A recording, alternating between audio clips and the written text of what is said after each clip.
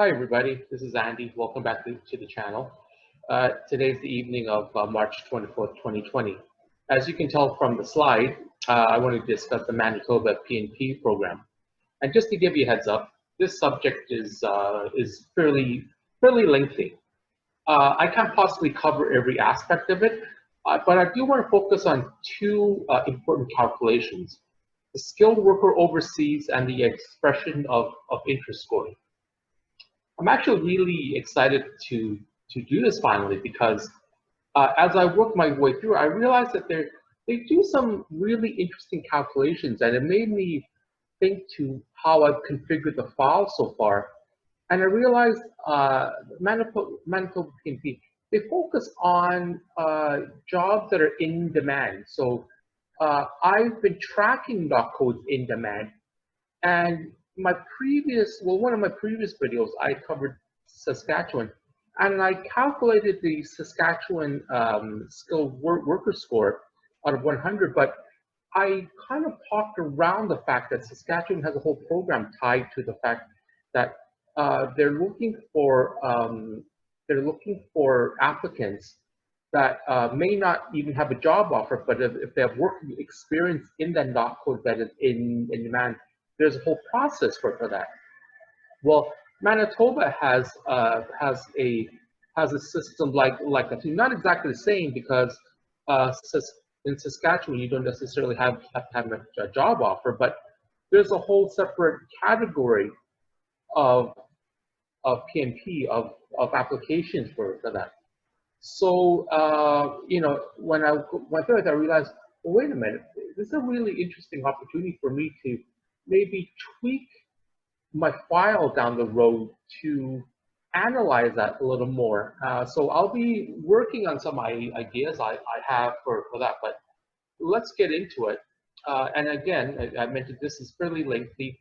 I thought about breaking this out into two separate videos, one for skilled worker overseas and one for expression of interest. But I actually want to compare the two here and there. So instead, I'll just record one long video, and I'll let you take a pause when you feel it. So the expression of interest scoring is out of 1,000 points. The first one is the expression of interest score, and that's out of 1,000 points. They use that to rank applications from the skilled worker in Manitoba stream, the skilled worker overseas stream, and the international education stream. So when I go through it, you'll recognize the categories. It's very similar to, say, the other PNP programs, but they do a couple of really interesting things in that there's two deductions there too. So that's one of the reasons why I thought, I was thinking moving forward, this file that I'm building is not only a good analysis tool for different PNP programs, but you could probably use it if I design and I'll show you how to design it. If you tweak it in a way as a forecasting tool, you can maybe help an applicant plan their immigration process from, for example, coming over a student, helping them to decide on what program, keeping in mind which province that they might want to go to. All right. So that's the expression of interest scoring at 1,000 they used to rank 3 different programs. There's a second one, and I left the URLs there, and you could easily Google them. So the point system out of 1,000 is on this URL. The other one out of 100, will be more familiar to you, and it covers the skilled worker overseas stream and the employer direct recruitment stream. They both use a scoring system out of 100. So they're both very similar, and I'll compare them side by side where I can, and I'll try to compare it to Saskatchewan too, because next province over, Saskatchewan, I would think is it's a little more straightforward calculation methodology too, but you'll see as we go along how they do. So I want to focus in on the unique characteristics of Manitoba PNP that directly affect how my spreadsheet model is calculating. And you know, depending on how you build yours, it may affect you too. So firstly, Manitoba has a fairly lengthy list of in-demand knock codes. So let me just go there really quick. Manitoba in-demand knock code. So here's the web page. Hope you can see the URL. If not, you can just Google it. But notice that one of the first things I noticed actually is that they designate obviously which knock code is in demand, but they also designate a language level. And in my past, you know, encounters with knock codes, most of the programs, they usually designate the CLB levels for that particular knock code grouping, like 0, A, or B, or C and D, you know, like, you know, so it would typically be CLB 7 for 0, A, B, and, or CLB 5 or CLB 4 for C and D. Seeing a list of knock codes with a unique CLB level is a little different. I'm not actually using that, but I just thought that's really interesting. What is affecting is I inputted all of these knock codes into my file, and you'll see that so not only is Manitoba designating what CLB level, but which program. So I'm not currently tracking that. I'm considering building that into the model, but obviously, you know, if I'm building a model across the entire country, you know, I guess I could fill out the other knock code to that province with the I guess the normal logic that I just quoted. So, anyways, I'm playing around with that idea, but I've keyed in everything that you see here. So all these knock codes are in my Excel file now. And you know, here I cite the reference, the URL, and just a quick blurb. And in this case, I just put in what subsection that it came from. All right. So in terms of calculation, I've just put in, I think it's like about 200 or something. Yeah, about 200.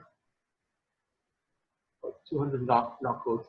So so just put that in. All right. The next thing is oh yeah.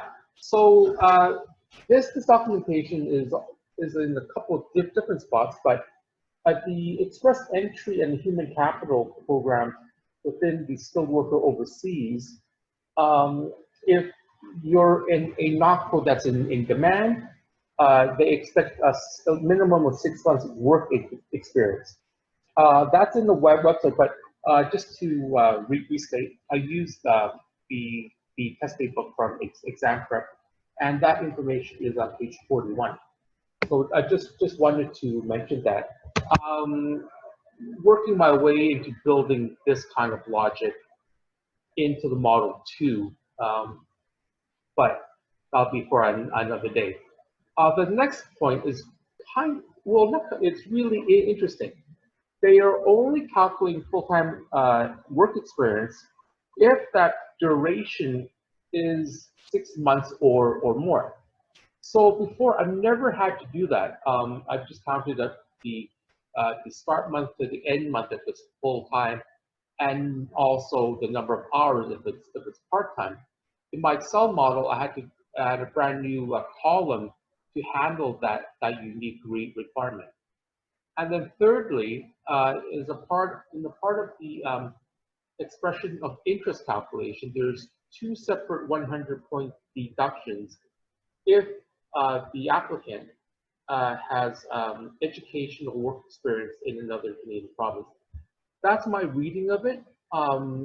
It could be, and you know, this is where my lack of knowledge in the Manitoba PNP shows, is that it could also mean that the spouse of the common law partner has studied or worked in another Canadian province.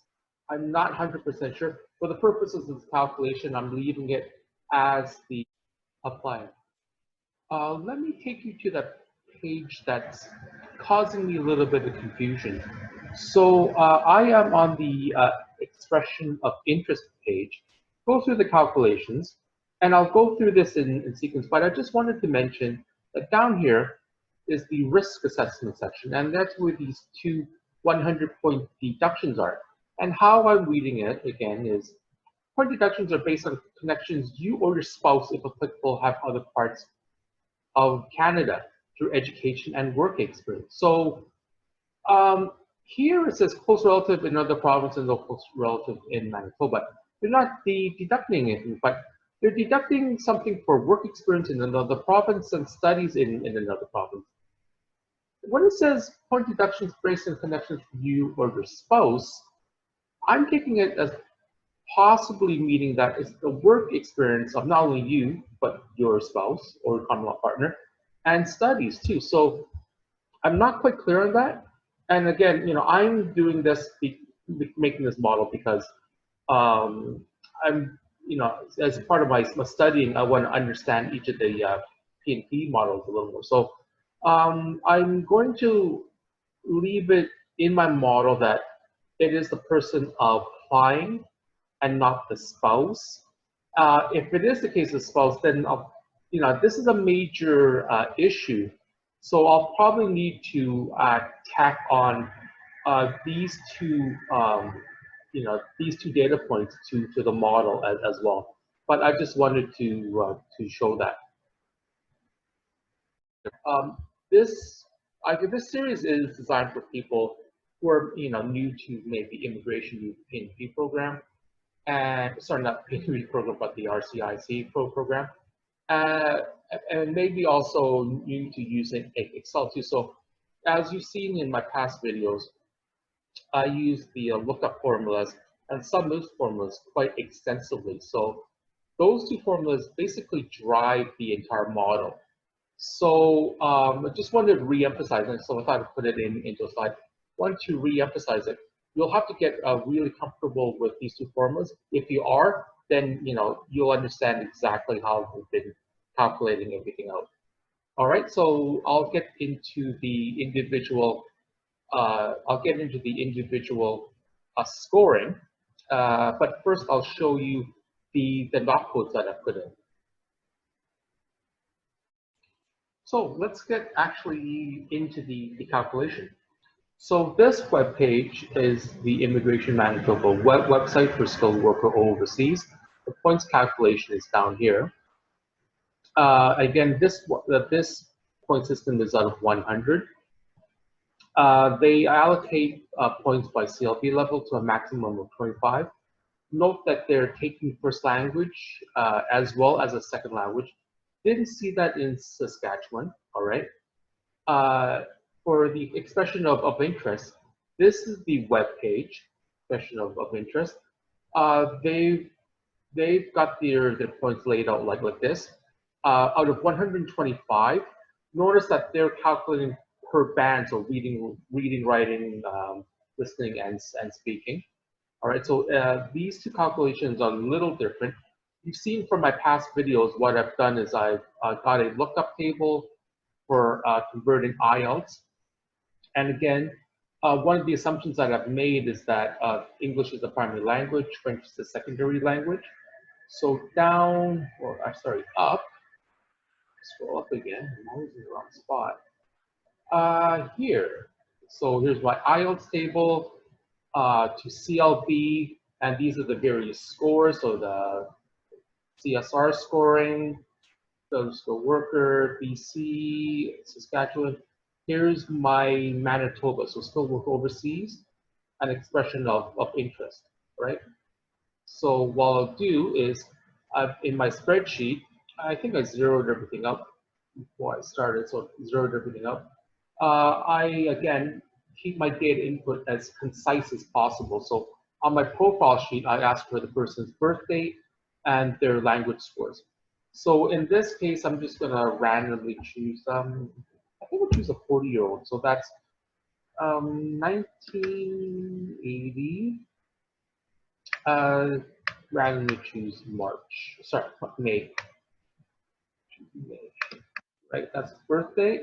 So go back here, and you see the model already start calculating because I'm feeding, all the PNP scores uh, it automatically flows, right? So then I put in the language score. I think I'll use actually, you know what? I'll use 6.5 for their IELTS right across the board. I'm not even sure what scoring is going to come up. All right, so back on my dashboard, the score is going up again. Now under my Manitoba page, see the scoring showing up for its first language, EOI for the second language, right? Everything showing up. I'll key in something for the French TEF. So I think it's about a 300. Actually, no, put in the 350. It's high enough, I think. So again, now I've got some points for the second language and for both the expression of interest and the skills worker overseas. Same thing with the age. That calculation again is fairly straightforward. Just another value in a lookup table, set of values. These are the values for the expression of interest, and here's the age. So both those sets of columns are in that table with the age. I just do another lookup, and again, I do a combination of lookup formulas and sum ifs to build everything out. All right. So let me just have a quick look. Nothing surprising. Scroll down here. Everything's scoring. Everything's starting to add up. All right. So let's look at the next section. So you should be, again, if you've been following along, you'll know how to put something up. Okay. Here's the fun one. Work experience.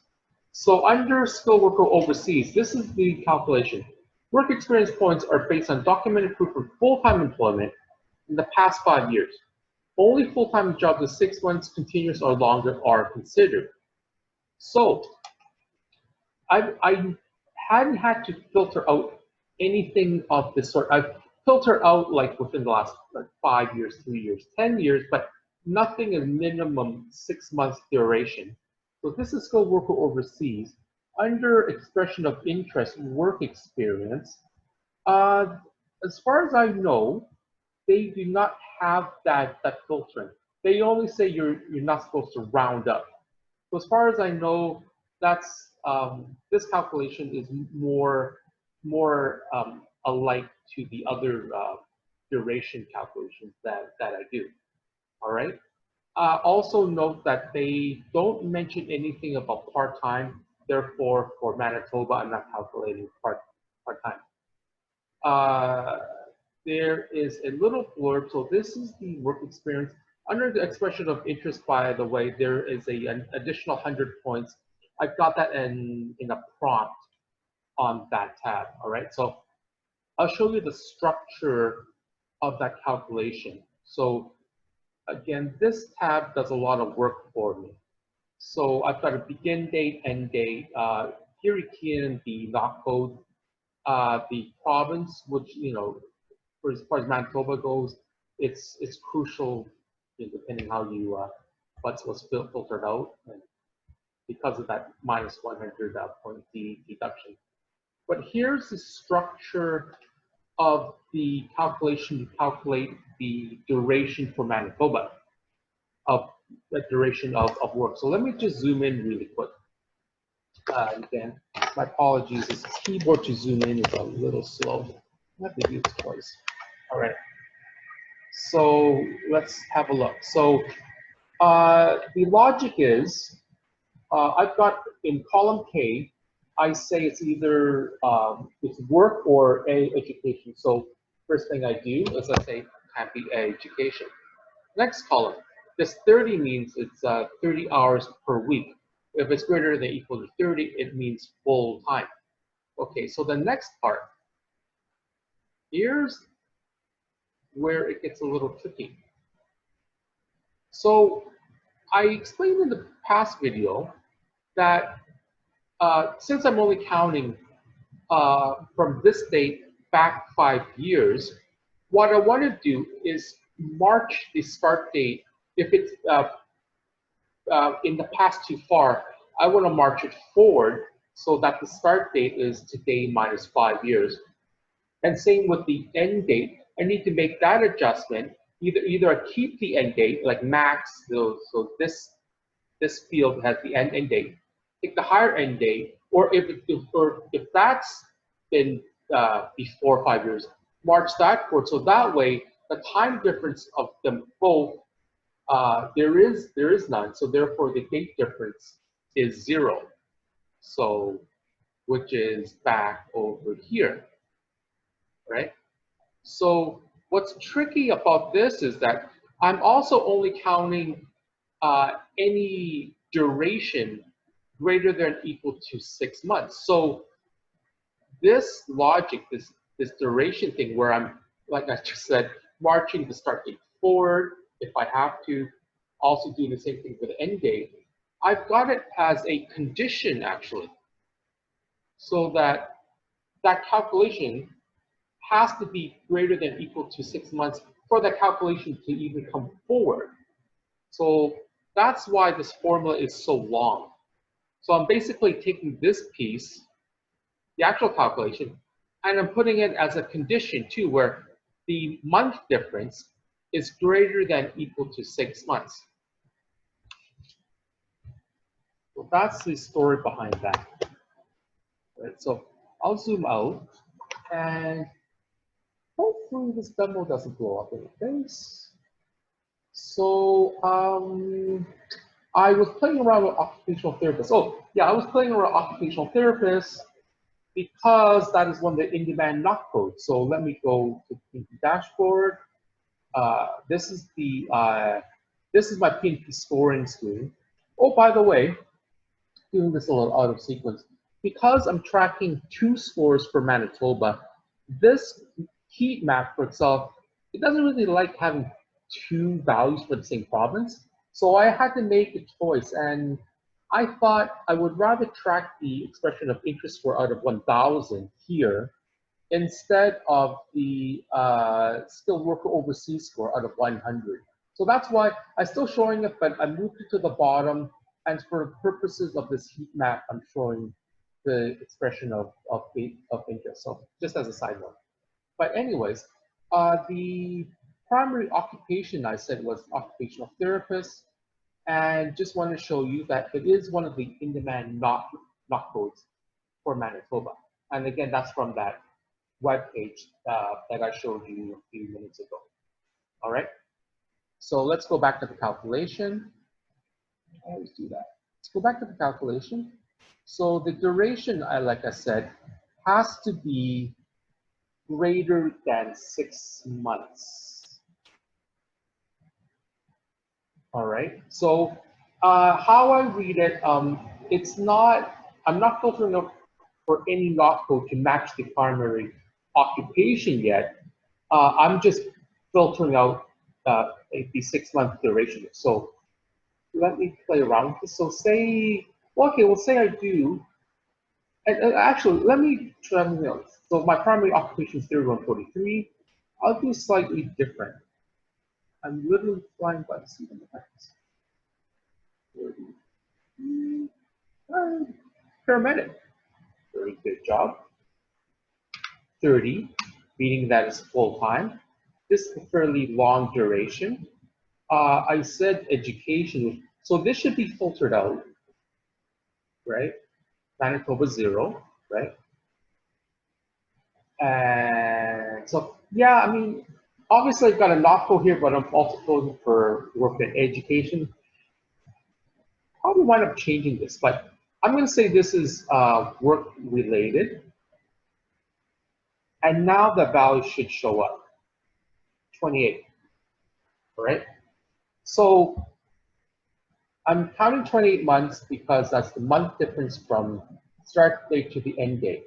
Now let's say tighten that up again. Let's just say because I'm ending in September 31st, why don't we test that the 6-month logic? So it started in August. Let's end it in October, right? That should be 1 month, I think, right? Oops, 25. That's the wrong group. Haha, yeah. Let's bump this. My apologies. That should be about 1 month, and now it should be filtered out for that reason. Let's double check the logic of what it is beyond 5 years. So if this is 2009, well, right now it'd be super long, 52. Oh, actually, that's it. That's interesting. So this is over a 10-year time span. I'm only counting 2 months because I'm cutting it off at the 5-year mark, right? So I'm moving the start date forward. So that just proved it. So if I say I then end it again in December 31st, now it should be coming up in value, 55. And again, because it's before, the start date's before, if I choose 2008, absolutely nothing should happen, right? And because I'm counting full time, if this drops to 29, that should zero out. There you go. So that's the logic behind the work experience for the skilled worker overseas, not the expression of interest calculation, right? So that takes care of this requirement. Only full-time jobs of 6 months or longer are considered. All right. Education. Now, education. These are the points allocated for these categories. I noticed one thing, and I mentioned this before. Each province's PNP and the federal government, they have different categories. Even within the expression of interest calculation and skilled worker overseas calculation, it's a little different. Um, these points, I am missing this one. One post-secondary program of 3 years or more. It's not in here. So what I've been doing is I've been keeping separate drop-downs for each province and each program. In this case, for Manitoba, I combined the two, but if you selected 3 years or more for skilled worker overseas, I'm only allocating 20 points because it's the next lowest value. Okay, so, and again, I'm not going to bother showing this because this one is really, this one I think is really straightforward because, again, education is just a drop-down value from, no, I'm going to show you. Federal question, province, drop-down value from here is picking up this value and then doing a lookup on those 2 other tabs. All right. Next set of values, adaptability. So as part of the adaptability factors, it tends to be additional points that are allocated, whether the past work or education experience was within the province or not. In the case of Manitoba, when we calculated the work experience, we weren't filtering whether or not it was in Manitoba. So these criteria is pretty straightforward, and again, very similar to Saskatchewan, where they also prompt. These are their factors in connection to Saskatchewan. So, for example, the close family relative in Saskatchewan, past work and past studies. In Manitoba, close relative, invitation to apply. That's kind of straight. That's pretty straightforward too. Previous work. This row is a little interesting. Friend or distant relative living in Manitoba. So this is also this is for skilled worker overseas. Very similar question to the expression of interest. So get 50 points there, and I think you get 10 over there. Similar question. So inside our Excel model, we actually have a tab prompting for other family members. But the intention of this was to identify close family members, and that, you know, we were using this for family sponsorship. So when it's a friend, you know, for my purposes, and you may want to do it this way or not, we just have a little prompt saying, yeah, that person does have a close family member in Manitoba. So again, you know, I'm tracking unique questions that don't show up by province that they can't be calculated. So I've got this area for family relationships, and then I've got this, you know, it's looking a little pudgy, but each province has unique educational prompts, and also the province has unique educational criteria too. So that's the CEC one and so on. So going back to this tab, some values I'm calculating, some I'm prompting. Close relative, again, I'm just counting whether there is a row there or not. So see if I can find it. My apologies. So because I entered in Manitoba into here, for EOI, I'm getting 200 points. This previous work experience in Manitoba, this is again just a simple calculation. Now this is a little different. Education. So you know how I was saying, for most the education, it's when, even though it's keyed in here, like we're actually tracking education, it's hard for me to know what type of education is. Like university, is it vocational, secondary, is it to a PhD? We haven't really built that into the model, because then if that's the case, then I should need to know how long that person went to get his vocational. Is it the same vocational training? You know, those kind of things. So, but in this case, what I wind up doing is I built some logic to test whether this column says education or not. And then I'm accumulating the time difference. So you may want to do it the same way, or just, you know, I've got sort of a hodgepodge. You may want to try to build it out a little more thoroughly. That's totally up to you. And well, just to like actually summarize, it seems to me like aggregating durations for not codes is far less complicated than trying to make a similar calculation for educational history. And that's just that's what it seems to be. So that explains the adaptability. Let me go over here. So let me go down to okay, yeah, this is a prompt, invitation to apply. That's a prompt, and just it's not just 500 points. This whole section is worth 500, so it's capped out at 500. Sorry, let me just cover this really quickly. So that section is valued at 500 maximum. So that's how I got. That's why I have the min function. But let me cover.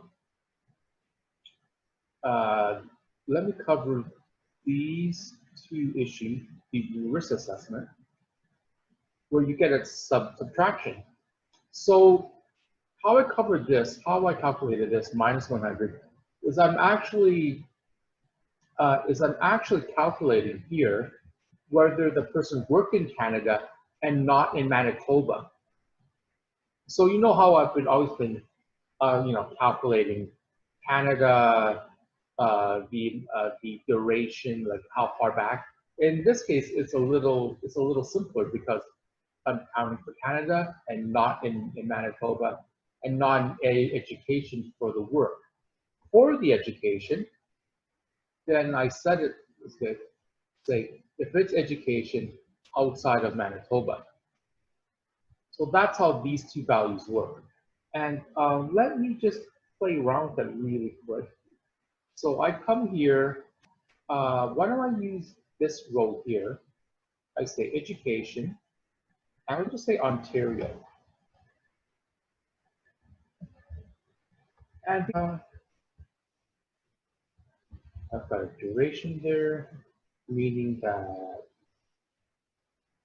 I've just lost 100 points because I've studied in another province. And likewise, if I have worked in another province, and again, I can see why they did that. So I say I worked in Alberta. I come back here. I'm sorry, I come back here. Then I just lost another 100 points. So that's the reason behind it. And because of the fact that I am tracking a duration for some type of education and some type of work, instead of just prompting for that, I can actually save a little bit of data entry and use that logic. Now, that's assuming that the education is a higher ed education, not like secondary school. So there are some assumptions there. So even though I'm prompting for the type of education, if it's a certain duration, I can at least make the calculation for this purpose. All right. So that is essentially the entire calculation. But let me show you something else that we're able to do, because there's such a large focus in Manitoba for a in-demand knock code. And I'll just go back here really quickly, because the expression of interest calculations out of 1,000, it doesn't mean that there's a higher ranking that they're automatically qualified, because they're still having to rank in one of these categories. And in this category, for work experience, it's more like, maybe not a good analogy, but it's more like a Canadian experience class calculation, where saying that whether you have that correct work history and background or not. So going back to this book, and it's on the webpage too, but I just found the book to be really handy. So going back to it says, human capital, 6 months work experience in an in-demand occupation. So, now that we're looking at not just the knock grouping, but the actual knock code, what I decided to do was, back on the PNP dashboard page, I created a little grid down here. See if I can find it.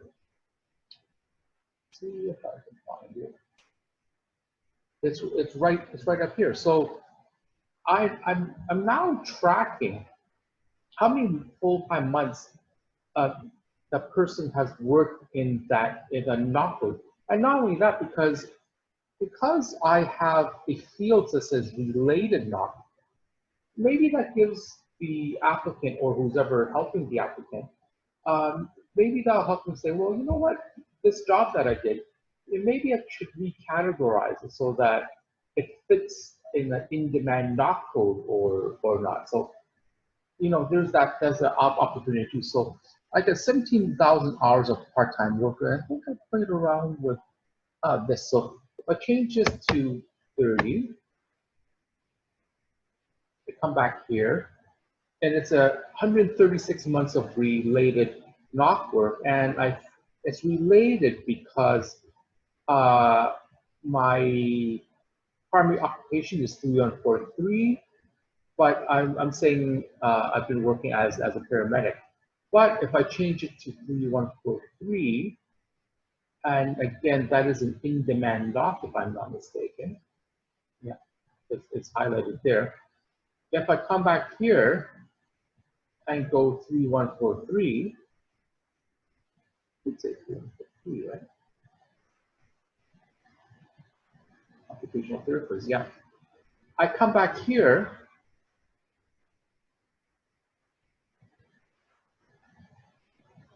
and now I say, oh, well, you know what? In that matching not code, I've got 136 months of experience, and obviously the related knock, because I got that drop that says it's related, this will match that. So it makes sense that these two values are the same in this case. But also if you have another line item, and I'm really not familiar with E142, but what I wonder if E142 is. So come here.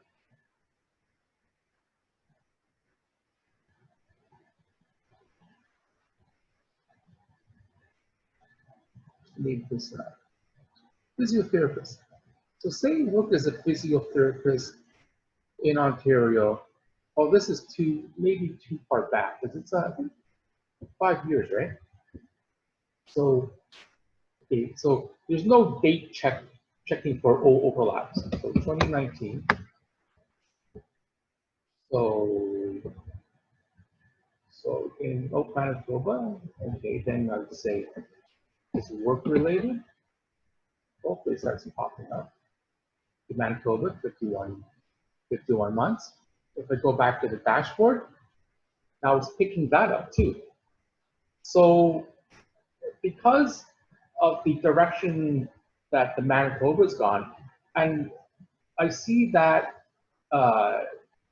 as a criteria in the other PNPs, I'll probably start modeling some of the other PNP programs that aren't score related, and then I'll build my model out that way.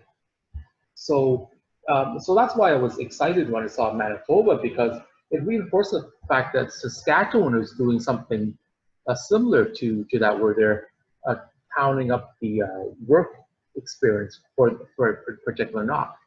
So I mean, and again, I'm learning it was a newer concept to me besides calculating just your PNP score for skilled worker. All right, so I think that's basically it. So I've walked through this screen, which basically counts the number of points for Manitoba. In this particular tab, I'm counting the Manitoba skilled worker overseas score. On this tab, I'm counting the Manitoba expression of interest score. Both sets of point scoring systems fairly close. Obviously, the EOI scoring has a couple of interesting deductions, and you can find it all on online expression of interest. I just took this and, part of my learning process and making a mathematical model out of it. Both are fairly similar. I pointed out the fact there's a couple of differences. But not only that, but because Manitoba is so not focused, that gave me the impetus to start developing some of that logic too. So thank you very much for watching. I came a little shorter than I thought, so I'm quite happy about that. I'll continue on developing more logic. I hope when you watch it, it's helpful to you. It's helpful for me because I can see myself not only learning from this, but I can maybe see myself using this eventually. And again, if you're not familiar with Excel, hopefully you can take some of these ideas and build out your own model. All right, thank you very much, and I'll see you all soon. Bye.